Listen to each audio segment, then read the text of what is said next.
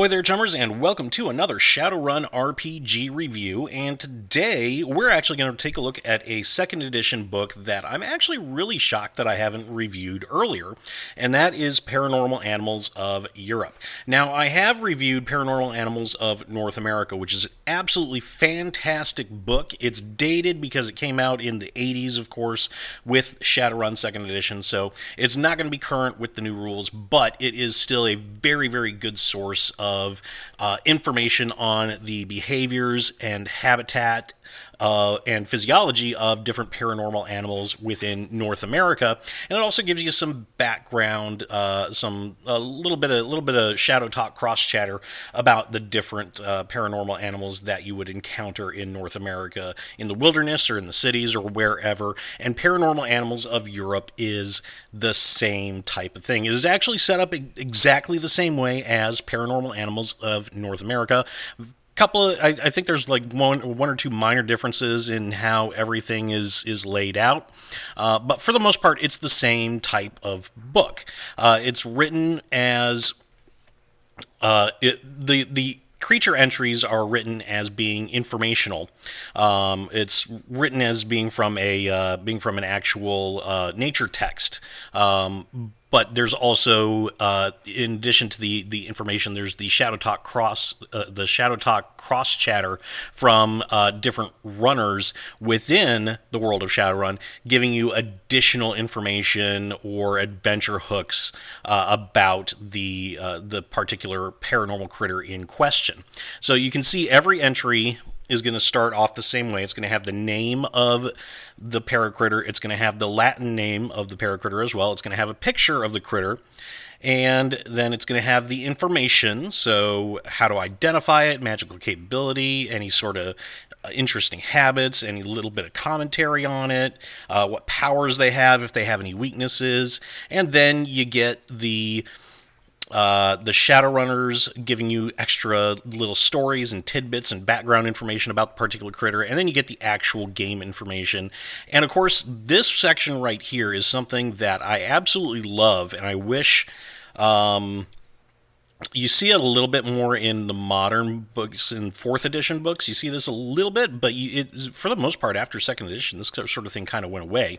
The little parazoology, parabotany supplements, I believe, have this, if I remember correctly, it's been a while since I've looked at them, they have a similar type of layout to these, but the range showing you where the animal actually lives, or where you can find it most, and how big it is in relation to a metahuman, is just, it's something that it really helps you picture the animal and what it's going to look like in the world. Of course, you've got the picture right there, but a picture doesn't really, of just the animal with nothing else, doesn't really tell you how big it is. If you want to use it as a guard critter or something like that, if there's a question of, well, maybe the runners have to hunt this particular critter, and you need to know if they're going to be able to like drag it away, or if they're going to need like a truck or a forklift or something like that.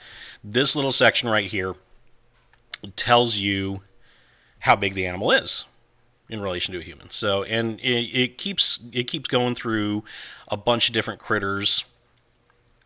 And again, these two books, Paranormal Animals of North America and Paranormal Animals of Europe, are probably some of the best 2nd edition background supplements that are out there for Shadowrun. I would put them right up there with Bug City with regards to, and you all know Bug City, if you have followed this channel for any length of time, you all know Bug City is by far and away my favorite Shadowrun supplement, one of my favorite Shadowrun supplements of all time. I would almost put these books on par with Bug City for how useful they are. Even, like I said, the game stats, they are going to be out of date if you're playing any Shadowrun past 3rd edition. If you're playing Shadowrun 3rd edition, you can use these paracritters in 3rd edition without too much modification. You might have to do a little tiny bit of tweaking, but for the most part, these, you can use them between 2nd and 3rd edition, no problem. 4th edition, there's going to be a little bit of more tweaking that's involved, but if you want to use the later editions, a lot of these critters are going to have stats for later editions as well.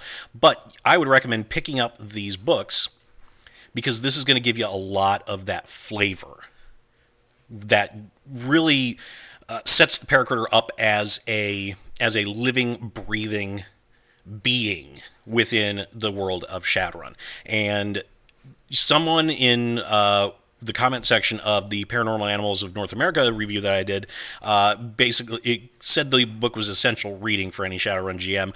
I would add that to Paranormal Animals of Europe as well.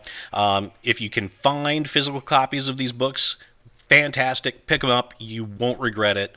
If you can get the digital copies, I believe Drive-Thru RPG has digital copies as well. So this, of course, is a digital copy of this book. Definitely pick them up, because even if you don't use the game stats, if you use it for nothing else other than lore and background and that sort of thing, these books are essential for any game master who wants to include paracritters in their game. I have used these two books, Paranormal Animals of Europe and Paranormal Animals of North America, in almost every single lore video, paracritter video that I've done for this channel. They are that useful. So anyway, Paranormal Animals of Europe. Should you get it? Absolutely yes. You should get this. You should get Paranormal Animals of North America. Read them both. Love them both. Use them both in any of your Shadowrun games. If you've got these books, whether it's physical or digital, and if you've used these books, let me know what your opinion of these books are as well in the comment section below. I'd be interested in knowing if you love them as much as I do, or maybe you hate them. I can't imagine why anybody would hate these books, but hey, you can't please everybody. Other than that, if you liked what you heard, leave a like and subscribe to the channel. Both of those things help me out quite a bit. We are coming up on 1,500 subscribers very, very shortly, which I am completely 100% ecstatic about, and I will see you all next time.